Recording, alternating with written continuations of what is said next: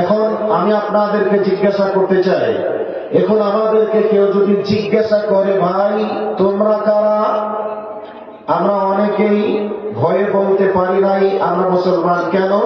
মুসলিম নামটা শুনলেই পিটানি শুরু হচ্ছে। এই ভয়ে যদি মুসলিম এটা পরিচয় দেখে বোঝা না যায়, অনেকজন বলছে যে না ভাই আমার নাম মুসলিম নয়, অমুসলিমের কিছু একটা নাম বলে দিচ্ছে, যেন অমক। মুসলিম পরিচয়টা দিতে ভয় পাচ্ছে, লজ্জাও করছে। সম্মানিত উপস্থিতি, এরপরেও আমরা কিছু মানুষ আছি গর্ব করে বলি আমরা মুসলিম। এখন যদি আমাদেরকে জিজ্ঞাসা করে ভাই তোমরা কি করো, আমরা যদি বলি ভাই কোরআনে যা আছে তাই করি, তাহলে কোরআনের প্রতি মানুষের ভালোবাসা শ্রদ্ধা বাড়বে না কমবে? তো আওয়াজ দেন, বাড়বে না কমবে? বাড়বে। বুঝে সুযোগ করতে দেন। আমরা যা করছি এই অবস্থায় আমাদেরকে দেখে কেউ যদি জিজ্ঞাসা করে তোমরা কারা, আমরা বলবো গর্ব করে আমরা মুসলমান, আলহামদুলিল্লাহ, ভালো দিন। এখন যদি জিজ্ঞাসা করে তোমরা করো কি, এবার উত্তরটা যদি এটাই হয় কোরআনে যা আছে তাই করি, তাহলে কোরআনের প্রতি ভালোবাসা বাড়বে না কমবে? বুঝে উত্তরটা দিবেন। বাড়বে না কমবে? উত্তরটা জোরে দেওয়া লাগবে। বাড়বে না কমবে? হ্যাঁ, এবার বুঝে উত্তর দিয়েছেন। কেন কমবে ভাই? যে ভাই বলছেন কমবে, কেন করবেন একটু বলেন তো ভাই দেখি।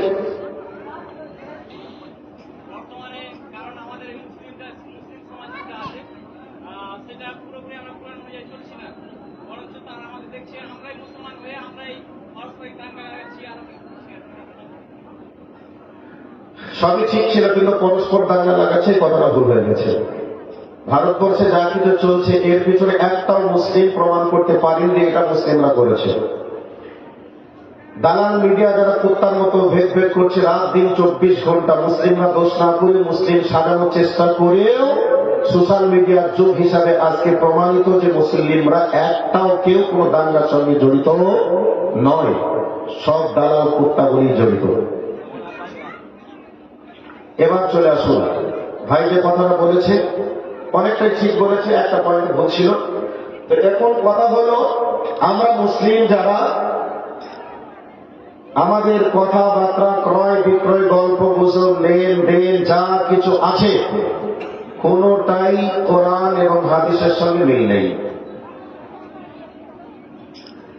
আপনি খুঁজে বার করতে পারবেন না যে আমি যেটা করছি এটা কোরআন হাদিসে আছে। আমরা যদি একটা মেয়ের বিবাহ দিই, একটা ছেলের বিবাহ দিই, শরীয়ত মতো শুধুমাত্র মৌলভী সাহেবদের বিয়েটা পড়াতে হয়, এটাই সঠিক আছে। তারপরে অনেক হুজুর আছে এরা আবার ভুল সুন্নতের বাইরে নিয়ম নীতি বাস্তব কিছু তৈরি করে সেই নিয়ম নীতি অনুযায়ী বিবাহটা করাচ্ছে। এরা কেবলমাত্র সুন্নাত মতো আছে, বাকি যা কিছু চলছে সব আমাদের ইচ্ছা অনুযায়ী চলছে, ইহুদি এবং খ্রিস্টানদের ও মুসলিমদের দেখে। বাকি কোনটা প্রমাণ করতে পারবেন না যে আমরা যেটা করছি তা ইসলাম মতো আছে, সব বিক্রি হয়ে গেছে। এবার বললেন তাই যে একটা একটা করে যদি অপারেশন করতে শুরু করি, বা একটা টিউবের যদি 72টা লিক হয় আর মিস্ত্রিকে যদি বলেন ভাই সেরে দাও, মিস্ত্রি খুঁজে বার করতে পারবে না স্যার আমি কোনটা আগে ঠিক করবো, তাই না? তো আমাদের মুসলিমদের সবটাই একবারে 72টা লিকের মতো, কোনটা বলবো কোনটা ছাড়বো খুঁজে বলতে পারছি না যে কোন পয়েন্ট আগে ধরবো। বিবাহটা তো একটু দিয়ে বলেছি, ইশারাতে যথেষ্ট বুঝে গেছেন। তবে আজকের বক্তব্যের বিষয় হবে পৃথিবীতে মুসলিমরা অপমানিত না সম্মানিত? অপমানিত এটা আমরা বলেছি, তো অপমানিত হওয়ার পিছনে কারণ কি? যারা আমাদেরকে অপমান করছে, মারছে, কাটছে, দোষটা কি তাদের না দোষটা আমাদের? দোষটা আমাদের। এবার বলবেন তাই, কথা এবার শুনে নেন। ওই যে আগে কবিতা পড়েছে উর্দুতে, ঘর মে আগ লাগি হ্যাঁ ঘর হি কি চারাগ সে, ঘরের আগুনেই যদি ঘরে আগুন ধরে ঘরের দামি সম্পদ গুলি পুড়ে যায়, আর বাইরের আগুনে যদি আগুন লাগে নিশ্চয় আগুনটা আগে ঘরে ঢুকবে না, ঘরের বাইরে সাইড পুড়বে।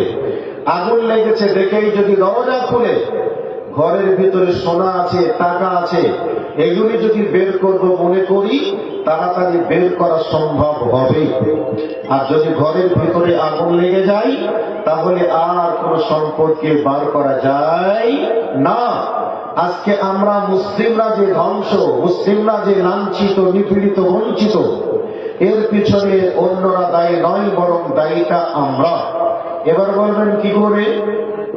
গতকালকে ধুলিয়ান স্ট্যান্ডে একজন শিক্ষিত মানুষ জিজ্ঞাসা করছে, আমরা কয়েকজন আলেম ওলামা ছিলাম, তার সাথে রাহুল বেরাদার ছিল, জিজ্ঞাসা করছে, ভাই আমাদের এই অবস্থায় করণীয় কি, আর আমাদের এই অবস্থা হওয়ার পিছনে কারণ কি? তো আমরা একটা উত্তর দিলাম, বর্তমানে এই জায়গা থেকে করণীয় হচ্ছে আমাদের শিক্ষা। এবার বলবেন কোন শিক্ষা? ধর্মীয় শিক্ষা। অনেক মানুষ এ কথাকে নিয়ে ভাববেন ধর্মীয় শিক্ষা দিয়ে কি হবে। ধর্মীয় শিক্ষা না থাকলে জাতির যা হচ্ছে তাই হবে। আগের থেকে আমাদের বর্তমান সময়ে ডাক্তার, মাস্টার, ইঞ্জিনিয়ার, প্রফেসর বেড়েছে না কমেছে? ভাই বেড়েছে না কমেছে? বেড়েছে। এরপরেও আমরা আগের থেকে বর্তমানে লাঞ্ছিত বেশি না কম? বেশি। তাহলে শিক্ষার মান বাড়ার পরে আমাদের লাথি আর জুতা কেন পড়ছে? শিক্ষার, কোরআন হাদিসের শিক্ষা আগের তুলনায় বর্তমানে বেড়েছে না কমেছে? আজকের নামে একটা ডাক্তার, নাম কি আব্দুর রহমান, নামাজ পড়ে না, টাকনোর নিচাই প্যান্ট, এই অবস্থায় রোগীর সঙ্গে জালিয়াতি করছে, রাত দিন যে কোম্পানি তাকে ঘুষ দিয়েছে সেই কোম্পানির ওষুধ লিখছে, যেটা টেস্ট করার প্রয়োজন নেই তারপরে টেস্ট করছে, কমিশনে কাজ করছে। ডাক্তার যদি ধর্মীয় শিক্ষা পেয়ে ইমানদার মুসলিম ডাক্তার হতো, রোগীর সঙ্গে প্রতারণা করত না। নাম্বার 2, একজন উকিল, এ যদি ধার্মিক মুসলিম হতো, আজকে মানুষের সঙ্গে গাদ্দারি করতো না। আজকে একটা এমএলএ, এ যদি ধার্মিক মুসলিম হতো, তাহলে জনগণের মালকে আত্মসাৎ করতো না। এই মুসলিমদের দুর্দিনে আজকে পাশে দাঁড়িয়ে মুসলিমদের সাহায্য করার চেষ্টা করত। একের পর এক পয়েন্ট করে সবকিছু বলা সম্ভব নয়। কাজেই যদি ধর্মীয় শিক্ষায় শিক্ষিত হয়ে ডাক্তার, মাস্টার, ইঞ্জিনিয়ার, প্রফেসর, উকিল, ব্যারিস্টার সব যদি হয়, তাহলে পৃথিবীর মান পরিবর্তন হবে, এটা স্বাভাবিক। এটাকে 1 নম্বর পয়েন্টে রাখতে হবে। যদি শুধু নামে মুসলিম হয়, কাজে যদি না হয়, এই মুসলিমদের জাতির 4 পয়সা উন্নতি হয়নি, হবেও না। তার উন্নতি হতে পারে ব্যক্তিগতভাবে, জাতির কোনো লাভ হয়নি, জাতির কোনো লাভ হবেও না। আপনারা এতে একমত না হলেও আপনি বাড়ি গিয়ে গবেষণা করবেন এই কথার পিছনে কি যুক্তি আছে, খুঁজে আমার কথায় আপনাকে মেনে নিতে হবে, কিছু করার নেই। তাহলে একটা পয়েন্ট। এবার আসল কথাগুলিকে বলবো, যেহেতু টাইম একেবারে 10:30 পর্যন্ত, হাতে টাইম খুব কম আছে। এবার আমি মেন জায়গাতে চলে যাচ্ছি, ভালো করে শুনুন। যেই জাতি যখন কোরআন এবং সুন্নাহর গাইড থেকে পদস্খলন ঘটেছে, সেই জাতির তখনই আসমান থেকে শাস্তি নেমে এসে ধ্বংস করেছে। আমাদের প্রিয় নবী মুহাম্মদ রাসূলুল্লাহ সাল্লাল্লাহু আলাইহি ওয়াসাল্লাম আল্লাহর কাছে দোয়া করেছিলেন, আল্লাহ গো, অন্যান্য নবীদের উম্মতকে পাপের কারণে তুমি সমূলে ধ্বংস করে দিয়েছো, আমার উম্মতকে পাপের কারণে তুমি সমূলে ধ্বংস করে দিও না।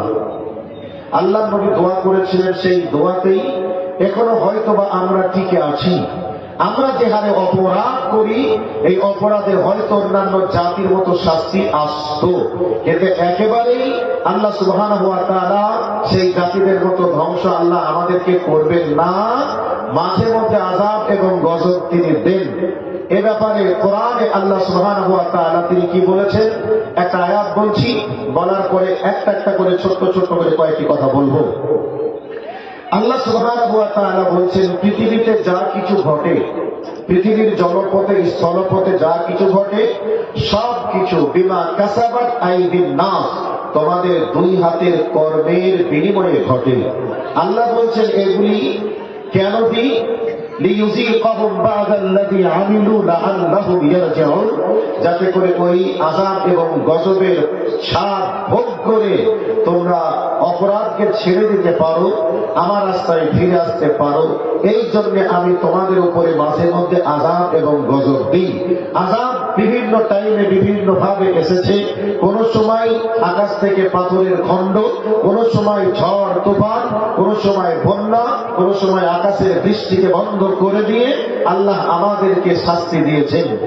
অনেক সময় আমরা একথা বলি, আল্লাহ আমাদের উপরে আযাব এবং গজব দিয়ে আমাদেরকে ধ্বংস করলেন, এমন কি বা কষ্ট অত্যাচার, এমন কি বা অপরাধ করেছি যে আল্লাহ আযাব এবং গজব দেন?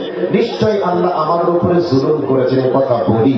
কিন্তু আল্লাহ বলছেন, ওমা আসাবাকুম মিন মুসিবাতিন ফাবিমা কাসাবাত আইদিকুম ওয়া ইয়াফু আন কাসীর।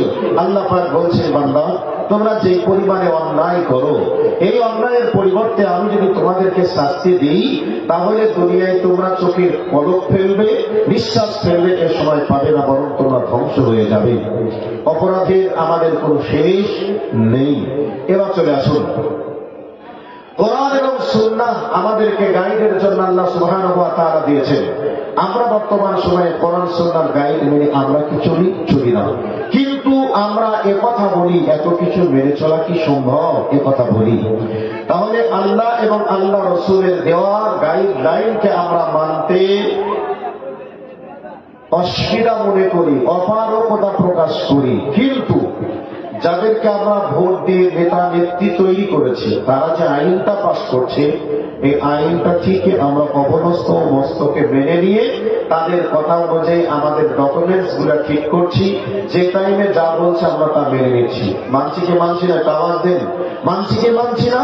তাহলে আল্লাহর দেওয়া গাইড সংবিধানকে আমরা মানার ব্যাপারে অপারগতা প্রকাশ করি, আর যাদেরকে আমরা ভোট দিয়ে ক্ষমতায় বসিয়েছি ওই নেতাদের কথাগুলিকে আমরা একেবারে মেনে নেওয়ার চেষ্টা করি, লাইন ধরে আমাদের জীবনের ডকুমেন্টস গুলিকে আমরা ঠিক করার চেষ্টা করেছেন, ভালো কথা।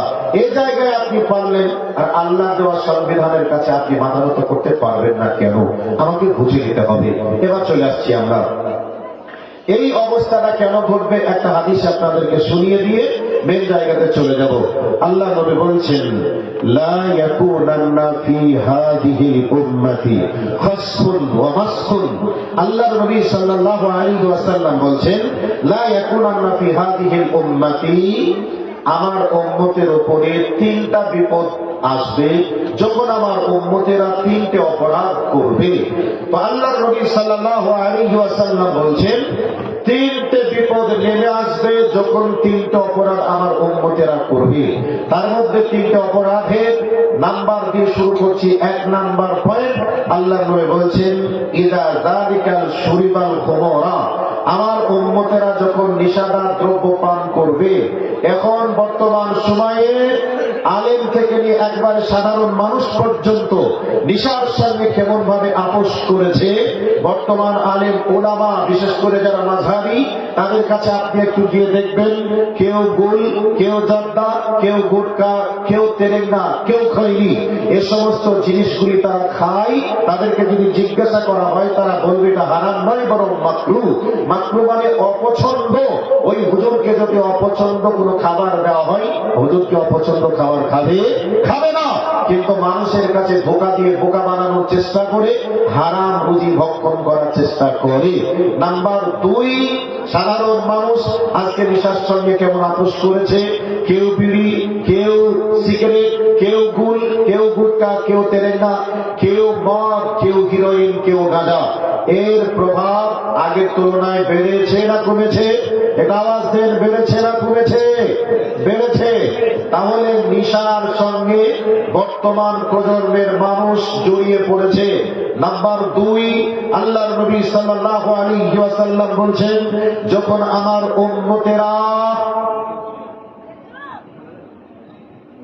কথাটা একটু মিলান, যখনই আমার উম্মতেরা বাদ্যযন্ত্রের প্রতি আসক্ত হয়ে যাবে, ব্যস্ত হয়ে পড়বে।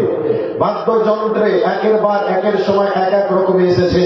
একবার দেখছিলাম কিছুদিন পূর্বে টিভি, তার আগে সিডি, তার আগে আর কিছু। এখন বর্তমান সময়ে মোবাইল নামক বাদ্যযন্ত্র, শিক্ষিত অশিক্ষিত, গরিব ধনী, ছোট বড়, সকলের কাছে, জাতি ধর্ম বর্ণ নির্বিশেষে আজকে মোবাইল নামক যন্ত্রের প্রতি আমরা এমন ভাবে আসক্ত হয়েছি, 3 বছরের বাচ্চাকে দিয়েও আমরা টিকটক ভিডিও বানিয়ে উপার্জন করার চেষ্টা করি। মোবাইল নামক যন্ত্রের প্রতি একেবারে আমরা পাগলা হয়ে গেছি। এটাও বর্তমানে চলছে। নাম্বার 3, আল্লাহর নবী বলছেন, যখনই আমার উম্মতেরা গায়ক গায়িকা নায়ক নায়িকা নিয়ে ব্যস্ত হয়ে পড়বে, আজ বর্তমান সময়ে গায়ক গায়িকা নায়ক নায়িকা তারা যেভাবে চুল কাটে, তারা যেভাবে স্টাইলে কথা বলে, তারা যেভাবে চলে, সেভাবে আজ বর্তমান সময়ে আমাদের ছেলেরা মাথার চুল কাটে। চুলগুলিকে এমন ভাবে কেটে মাথার উপরে রাখছে, মনে হচ্ছে যেন জুতা মোছার ব্রাশটাকে মাথার উপরে রেখে দেওয়া হয়েছে। এই স্টাইল চলছে কি চলছে না? নায়করা যেভাবে চুল কাটবে সেভাবে চুল কাটাকাটি চলছে। নায়িকারা যেভাবে যে স্টাইলে কথা বলে, যে স্টাইলে পোশাক পরে, সেই স্টাইলের আমাদের মুসলিম ঘরের মহিলারাও আজকে তাদের স্টাইলে চলার চেষ্টা করেছে। নবীজি বলছেন, আমার উম্মতদের ভিতরে যখন এই তিনটে অপরাধ দেখা দিবে, তখন আমার উম্মতদের উপরে তিনটে ভয়াবহ বিপদ নেমে আসবে। এক নম্বর বিপদ হলো, আল্লাহর নবী বলছেন, সেই সময় আমার উম্মতদের উপরে ভূমিকম্প আসবে। পৃথিবীর বিভিন্ন জায়গায় ভূমিকম্প হচ্ছে। নাম্বার দুই, আল্লাহর নবী বলছেন, আল্লাহ পাকের পক্ষ থেকে আযাব অথবা অত্যাচারী শাসকের পক্ষ থেকে আযাব চাপিয়ে দেওয়া হবে। বর্তমান সময়ে আমরা ভারতীয় মুসলমান, আমরা যেই দ্বার প্রান্তে দাঁড়িয়ে আছি, আজকে অত্যাচারী শাসক নিযুক্ত হবে কি? নিযুক্ত হয়ে গেছে। আমরা বাড়ির খাটে শুয়ে আছি, খাটের নিচে অত্যাচারী শাসকের দল বল চালাচম্পট একেবারে অস্ত্র নিয়ে দাঁড়িয়ে আছে বাড়ির খাটের নিচে। সিচুয়েশনটা বর্তমানে এমনটাই চলছে। যেদিন থেকে ভারতবর্ষের মাটিতে এইবারে ক্ষমতায় বিজেপি আসবে, আসার পূর্বে বলেছিল, আমরা যদি ক্ষমতা পাই রাম মন্দির তৈরি করবো। ভাবি ভেঙে, ভাবি তো আগেই ভেঙেছিল, তারপরে যা ছিল ভেঙে খাম খাম করে রাম মন্দির তারা সেখানে তৈরি করেছে। নাম্বার দুই, মুসলমানদেরকে বিপদে ফেলার জন্য তারা প্রতিদিনে বলেছিল এনআরসি করব, এনআরসি এনপিআর সিএএ। আর এই কথা বলার সময় আন্দোলন চলেছে। মাননীয় মুখ্যমন্ত্রী বলেছিলেন, পশ্চিমবঙ্গের মাটিতে আমি যতদিন ক্ষমতায় আছি ততদিন পশ্চিম বাংলার মাটিতে এনআরসি হতে দিব না, হতে দিব না। এ কথা বলার পরেও এসআইআর বর্তমান সময়ে চলছে কি চলছে না? সেই এনআরসির একটা পার্টের নাম এনপিআর, এসআইআর। তো এসআইআর হতে দিব না এ কথা বলার পরেও এসআইআর চলছে। এরপরে ওয়াকফ বিল পাস করলো মুসলমানদেরকে বিপদে ফেলার জন্য। আজ ওয়াকফ বিলের আন্দোলন করার সময় বলা হয়েছিল, ওয়াকফ আন্দোলন করা লাগবে না, আমি যতদিন থাকবো কার প্রপার্টি দখল করতে দেব না। যদি দখল করতে হয় আমার লাশের উপর দিয়ে করতে হবে, এসআইআর করতে হলে আমার লাশের উপর দিয়ে করতে হবে। কিন্তু মাননীয় মুখ্যমন্ত্রী আজও বেঁচে আছে, লাশ অন্যায়, এরপরেও সবকিছু চলছে কি চলছে না? এবার একটা কোরআনের আয়াত বলবো, শুনে রাখুন। সূরা রদের 11 নম্বর আয়াত। আল্লাহ রাব্বুল আলামিন বলছেন, ইন্নাল্লাহা লা ইউগাইয়িরু মা বিকওমিন হাত্তা ইউগাইয়িরু মা বিআনফুসিহিম। আল্লাহ রাব্বুল আলামিন বলেন, আমি কোন জাতিকে, কোন গোষ্ঠীকে, কোন ব্যক্তিকে পরিবর্তন করি না যতক্ষণ তারা তাদের পরিবর্তন না করে। আজ আমরা মুসলমান, আমাদের পরিবর্তন আমরা করেছি। মুসলমান মানে কোনদিন বেনামাজি মুসলমান দাবি করতে পারে না, মুসলমান হতে পারে না। মানে আমরা মুসলমান বেনামাজি হয়েছি। নাম্বার দুই, মুসলমান কোনদিন হারাম খেতে পারে না, মুসলমান কোনদিন মিথ্যা কথা বলতে পারে না, মুসলমান কোনদিন অবৈধ সম্পর্ক তৈরি করতে পারে না। তার মানে আমরা মুসলমানরা আমাদের পরিবর্তনটা করেছি। বর্তমান পরিসংখ্যানও বলছে, বর্তমান ভারতবর্ষেই শতকরা 92% মুসলমান বেনামাজি। 8% মানুষ যদি নামাজ পড়ে রসুলের পদ্ধতিতে, সবাই আবার পড়ে না। আবার কেউ যদি রসুলের পদ্ধতিতে পড়ে, তার ভিতরে লৌকিকতা থাকতে পারে এবং তার রুজি রুটিতে হালাল হারাম মিক্স হয়ে থাকতে পারে, তাহলে খাঁটি ধার্মিক কয় পার্সেন্ট আপনি খুঁজে পাবেন। তার মানে আমরা আমাদের পরিবর্তন করেছি, পরিবর্তন হয়েছে। আল্লাহ রাব্বুল আলামিন সূরা রদের 11 নম্বর আয়াতের বিবির অংশে বলছেন, ইদা আরাদাল্লাহু বিকওমিন। আল্লাহ রাব্বুল আলামিন বলছেন, আমি কোন গোষ্ঠীর উপরে যদি আমি কোন গোষ্ঠী, কোন ব্যক্তির উপরে যদি আমি শাস্তি নিয়োগ করি, এই শাস্তির হাত থেকে বাঁচানোর ক্ষমতা পৃথিবীর কারোর নেই। একথা আল্লাহ বলছেন। এই শাস্তি জনগণে আল্লাহর নবীকে বললেন যে অত্যাচারী শাসককে চাপিয়ে দেওয়া হবে। আজকে অত্যাচারী শাসক আমাদের উপরে যেই অত্যাচার করার জন্য নিযুক্ত হয়েছে। আল্লাহ সুবহানাহু ওয়া তাআলা নিযুক্ত করেছেন। মমতা ব্যানার্জি বললেও ওই শাস্তির হাত থেকে মমতা ব্যানার্জি কেন, মমতা ব্যানার্জির বাবা যদি উঠে আসে সেই শ্মশান ঘাট থেকে, এরপরেও এখান থেকে বাঁচানোর ক্ষমতা তার নেই। কারণ এ শাস্তি উপরওয়ালার পক্ষ থেকে শাস্তি। কেন শাস্তি এসেছে? আমরা আমাদের পরিবর্তন যখনই করব, এই অবস্থায় আল্লাহ সুবহানাহু ওয়া তাআলা অত্যাচারী শাসক নিযুক্ত করবেন এ কথা বলেছেন। কাজেই আজকে আমাদের পরিবর্তন আমরা করেছি, বিধানে আমাদের উপরে ফরজ হয়ে আছে। এই অবস্থায় একটাই রাস্তা, আমাদেরকে ধর্মের দিকে ফিরে আসা। বর্তমান সময়ে রাজনৈতিক দলের নেতারা বলবে আমরা আজকে বিভিন্ন দলে বিভক্ত হয়ে গেছি, বিভিন্ন দলে নয় বরং একই প্ল্যাটফর্মে আসি। কোন প্ল্যাটফর্ম? সেই প্ল্যাটফর্মটাই হল তৃণমূল কংগ্রেস। এই কথা বলে আপনার ব্রেনকে ওয়াশ করে আপনাকে বোকা বানানো সম্ভব হলেও হতে পারে, কিন্তু সেই প্ল্যাটফর্মে এসেই যে আমি আপনি বেঁচে যাবো এটা অসম্ভব, এটা অসম্ভব। আপনাকে বাঁচাতেই যিনি পারেন তিনি হলেন আল্লাহ। সেই আল্লাহর কাছে যতক্ষণ আমরা ফিরে না আসবো ততদিন পর্যন্ত আমাদের কপালে যেমন লাত আর জুতা চলছে, এই লাত আর জুতা চলবে চলবে চলবে যতদিন ওহির বিধানের কাছে মাথা নত না করব। কোরআন এবং সুন্নাহর আলোকে যদি একটা একটা করে যদি দেখা যায়, এর পিছনে দায়ী অন্যরা নয় বরং দায়ীটা আমরাই। যাদেরকে আজকে চাপিয়ে দেওয়া হয়েছে, ক্ষমতায় বসানো হয়েছে, তাদেরকে আমরা হয়তো গালি দেব, তাদের উপরে আমরা কটু মন্তব্য করব। আসলে এই দোষটা তাদের নয়, দোষটা আমাদের। যখনই আমরা এই অন্যায় রাস্তাগুলিকে বন্ধ করে দিব, ওই চিচিন্দা মেন্টেদুরদেরকে আল্লাহ সুবহানাহু ওয়া তাআলা রাতে রাতে ওই জায়গা থেকে সরিয়ে অন্য জায়গায় বসানোর সুযোগ আল্লাহ করে দিতে পারে। এই ক্ষমতা আল্লাহর হাতে আছে না নেই? আছে। এ বিষয়ে বক্তব্য রাখতে গেলে 2 থেকে 2.5 ঘন্টা সময়ের প্রয়োজন। এই জায়গা থেকে আমি একেবারে কাছাকাছি চলে আসলাম মেন পয়েন্টে। চলে আসছি মেন পয়েন্ট। এবার চলে আসুন। আল্লাহর নবী বলছেন আল কুফরু মিল্লাতুন ওয়াহিদা।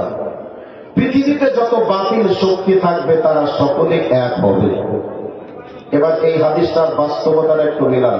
উদাহরণ, আজকে আপনাদের বাৎসরিক জলসা, এই উপলক্ষে 4 জন মেহমানকে আপনারা দাওয়াত করেছেন, আমরা এসেছি। বিভিন্ন ফল ফ্রুটের প্যাকেট টিফিন আপনারা সাজিয়ে দিলেন টেবিলে। এখন আমাদের 4 জনের ব্রেন বলছে খেতে দিয়েছে, খেতে হবে। ফল ফ্রুটের টিফিনে যখন বসে গেলাম টেবিলে, খাওয়ার ব্যাপারে এক হলেও রুচির ব্যাপারে কিন্তু আমরা এক হব না, বরং যার যেটা ভালো লাগবে সে সেটা খাবে। এ ব্যাপারে একমত হবে কি হবে না?